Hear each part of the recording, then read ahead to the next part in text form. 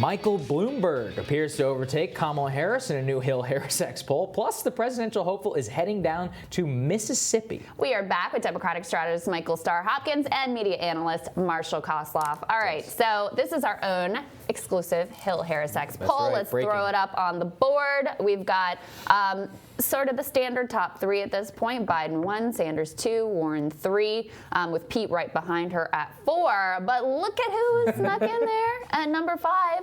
Michael Bloomberg with 6% of the vote.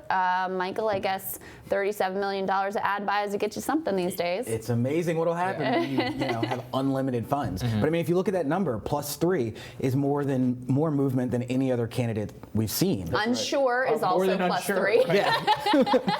Well, yeah. I mean, here's the real thing. So Bloomberg's bet. I threw a graphic up on the screen yesterday, which was all about delegates, and basically showed Iowa, New Hampshire, negligible states. It's all about Super Tuesday, and it's all about that New York primary day. In between, it's a little bit negligible. Okay, so from that perspective, I mean, Bloomberg is making it all in on Super Tuesday, trying to go after the black vote in particular, undermine Joe Biden. I mean, the real question is is enough money, Marshall, possible to run a 20 state strategy? I just don't think so. Yeah, I think. Yeah, I think it is. Yeah. Like, I think it's a question of, can you put up the staff? Can you get all the ballot access issues resolved? And once again, like as we're seeing in this poll week, he has a decent amount of name recognition. I mean, I hope if you have a publication named after you, have some sort of name recognition in the field. But I mean, no, I think this poll was the real test, right? If he had his big announcement and he was still low like 1%. Digits, that would be like failed. Steyer is +1, even though he might be +9 in the early states. He is only +1 in our poll over in the national stage. I guess, I mean, that is the question. I mean, he did have a 6% bump or a +3% bump. Yeah. And I mean, what is working though? I mean, what is the central message? Is it about competence? Is it about, what is it that the ideological space that he could fill in, color in the lines for voters that they don't have right now? I think voters actually want a boring candidate right now. We've spent the last 3.5 years in just pure chaos, and I think people are tired, and I think that they're looking to go back and be able to have Thanksgiving dinner without strangling. Candidates that have failed. But I mean, no one has the record that Michael Bloomberg has had. I think that's it. To me, that's the case. Is like, look, this is not my guy. But if I put the hat on of someone who's just like kind of in the Biden camp, let's just get back to like things being normal. Look, Bloomberg was a competent mayor of New York. He's a businessman. He knows how to handle whatever. I can see that case. I can see how you get to 6%. And look, it doesn't hurt to have an unlimited amount of money that you can put up in ads wherever you want. That is going to get you somewhere. Yeah, but I think though. Look, I don't think he spent that much money yet, so I don't think. More than anybody else. But relative to what he's going to spend, no. So he's going to spend $500 million.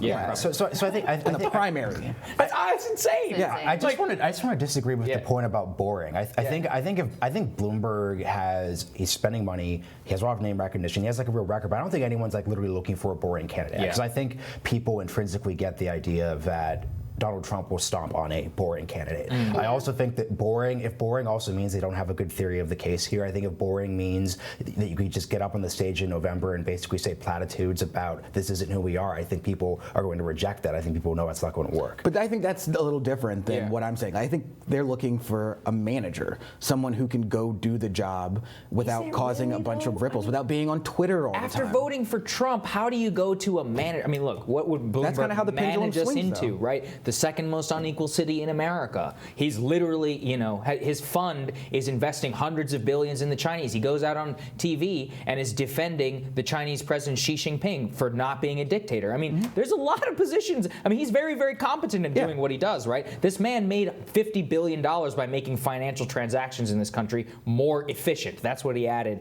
to our economy. I just don't think that that's something that people want to manage us into, right? All I know is if the Democratic Party starts making this argument again about like, well, we have a real billionaire. I'm quitting the party. That's it. I'm done. I'm out. That's my line. It's interesting though. I don't see him. I can't see him being the nominee. No. But how do you think? But I do think he affects the race. He's not going to play in the early primary states, so that's out.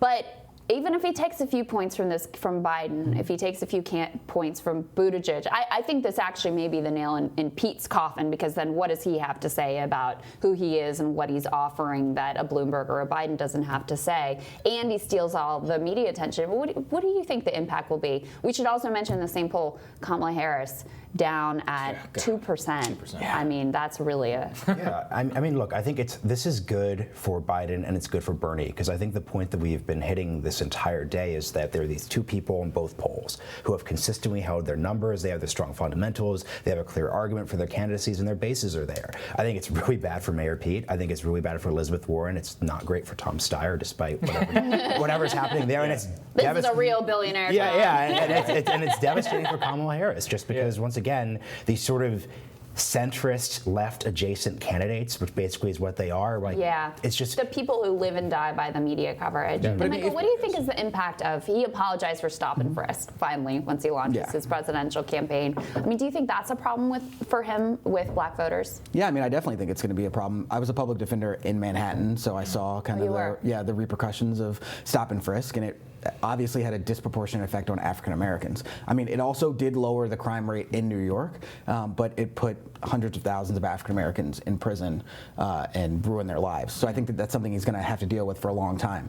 But I think that the delegate math, something you talked about, is what's going to be really interesting. Yes. He's going to be able to spend tens of millions of dollars in California, in Texas, in Florida, states that have huge delegate votes. Massive, more proportionate to Iowa. Oh, absolutely. I think that's what some people really do not understand. And no one's really competing in California. Right. I mean, well, Bernie is actually. We should say that. We've covered this on the show. But I think Biden and Bernie both are going to show pretty decently in California. But regardless, I mean, in Super Tuesday, it is so much of it's just such a more of a national campaign that I guess Bloomberg is the only other candidate that can compete on that scale. Yeah, and I'm just not sure if stop and frisk stuff is going to matter for Bloomberg. I think that if we look at Mayor Pete having difficulties with racial issues with policing, it really stood for a broader issue, which is that he was untested. He was untrustworthy. He wasn't strong. He was sort of out of his league.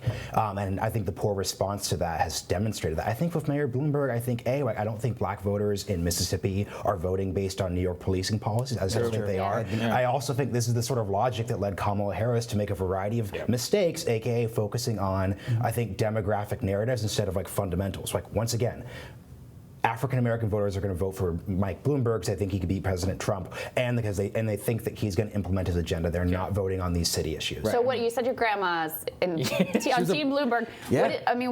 What's the case she's making to you? What does she see? Beating Trump. It purely is a beating Trump narrative. Trump, she sees as taking her back to the 50s and 60s, which were bad times for African Americans, and she's scared as an older African American woman and sees Bloomberg as someone who can win and kind of turn that clock in the right direction. Fundamental. Very interesting. That is really what this is all about. And she would never support Bloomberg on just a regular campaign cycle. Yeah, but she feels it's existential. I mean, I don't think that he is the best candidate to go up against Trump. I think his version of economic centrism, corporatism, plus social liberalism is the worst place you can be on the ideological spectrum, personally. But it's very interesting to hear that perspective. Yeah, that's how it's landing. You're willing to spend $1 billion in your race. Anything's possible. Thank you, guys. Thanks, guys. Thanks. Tomorrow on Rising, with the Prime Minister of Iraq's resignation, gas price protests in Iran, we're going to check in with Trita Parsi on what could happen in those two countries next. And Team Rising going to weigh in on all the latest 2020 polling and so much more. As always, please send in your Rising questions to us using the hashtag RisingQs. Have a great day, everybody. We'll see you back here tomorrow. See you tomorrow.